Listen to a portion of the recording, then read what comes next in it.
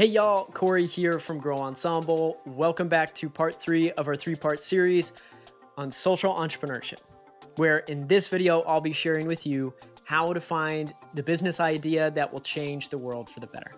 In part 1 of this series, we introduced a definition to social entrepreneurship. Part 2, we offered examples of social entrepreneurship in practice. And finally here, we'll help you get started with becoming a social entrepreneur yourself. So let's get started with what I call the founder problem fit. This founder problem fit Venn diagram has been inspired by my 200 plus guests on the Social Entrepreneurship and Innovation podcast, as well as my own experience here running Ensemble. As I've seen modeled again and again by successful social entrepreneurs, the problem you are meant to solve is somewhere in this intersection: what or who you like, what's important, and what's sustainable. Let's go through each. What or who you like. To do really good work, both for yourself and the planet, you need to have a natural pull toward the work. We all can't be interested in everything. And this isn't to say that the work you do needs to be a complete passion project all day, every day. Everything has its pros and cons. The idea, though, is that you like the pros enough to where you're willing to endure the inevitable and frequent cons that are inherent in every type of work. So ask yourself first, who or what do you like? A good litmus for this is to imagine yourself getting lunch every week or speaking daily with who would be your clients, customers, or beneficiaries. Is that a community or group of people you'd enjoy spending time with, learning more about? People whose world you'd work to deeply understand? The target you're seeking is to have the work of better understanding your potential field to feel as little like work as possible. If you dread the task of becoming an expert in any subject matter area or attempt to avoid interaction with people who make up the community you seek to serve, you might be setting yourself up for failure. On to number 2, what's important? So we have to ask ourselves, what's important enough to me? There's a lot of important problems in the world to work on.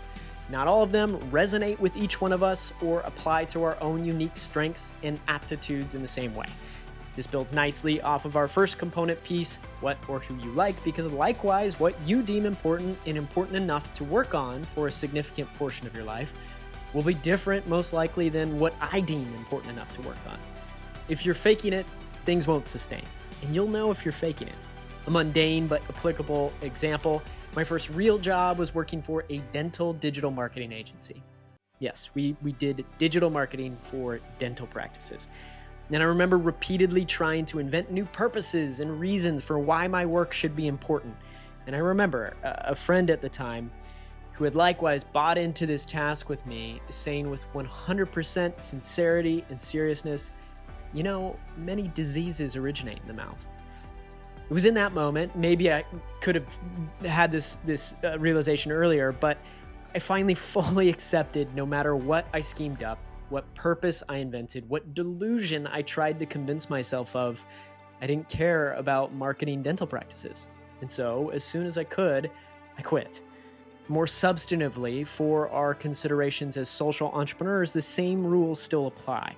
Although we can all agree, coral reefs are extremely important to natural ecosystems and our lived environments, not just on the coast. We might not all want to dedicate our lives to coral reef conservation and restoration. That's fine. The advice I've received from countless social entrepreneurs is that you need to plan for the long haul. Doing something significant, making something sustainable takes more time, energy, and money than you can imagine. So, if you look at things as a marathon, not a sprint, I think you'll more deliberately assess where you want to focus so much time, energy, and effort. Think it over and explore what problems in the world are important to you and important enough to where you're willing to run the marathon, maybe multiple, that would be required for it. On to the final component, what's sustainable? So finally, we make our founder problem fit complete by identifying what's sustainable. To be clear, this doesn't apply just to for-profit ventures, nor encourages you to choose that route. However, nonprofit, for-profit, side project, whatever it is, at some point you need to have both the time and or money to keep things and you going. At some point, we have to be honest with ourselves. We and everyone else have far more good ideas than time, and will, for that matter, to execute on them. So, again, building off of our previous 2 points, what we decide to work on has to matter and be something that we want to do. After a full-time job, you're left to evenings and weekends. If you're a parent and have a full-time job, you're left to the time between when your babies go to bed and you do. If you're anything like my wife and me, that's maybe the first time we really get to chat that day. So the idea of cultivating any sort of side hustle in that brief moment of time is far-fetched. So for yourself, you got to be honest and think about what time you have available and what time you'll need. This might require some major changes. Could be part-time work as a possibility instead of full-time. Do you have some evenings and weekends available and the desire to use those periods of time for some sort of new venture or project? This is heavily dependent on where you're at in your life, but no matter where you're at, you need time to get any sort of social entrepreneurial venture off the ground. And then there's money. Again, circumstances are important. If you don't need to make a significant living at the moment, you might have more runway to explore a new venture. But if your cost of living is a bit higher, with maybe a mortgage, childcare, healthcare, etc., then you might have to take alternative approaches, seeking funding, ensuring you're selling something from day one, or keeping another job for supplemental income. So, our key questions here: how much time and or money do you imagine you'll need, and where will you get it? All right, and so what's next? Well, not a particularly exciting or sexy answer, but you do your research. You test your hypotheses that you've developed thinking about what's your own founder problem fit. Do small experiments. For example, before starting a new venture, a new organization from scratch, maybe you could gain valuable experience and expertise by working for someone else. Maybe you'll love it, gain invaluable insight, and better prepare yourself for a more independent or solo step thereafter.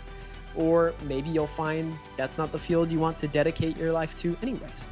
The conclusions of the experiments are important, but not as important as you conducting them in the first place. What's important is action. You won't think your way into finding exactly what it is that you'd like to do. Reflection and some introspection and analysis are critically important for ourselves to digest whatever happens out there in the world. But action, experience, trial, and error is what will really help you to find the work and scheme the better business or organization idea that will change your and our world.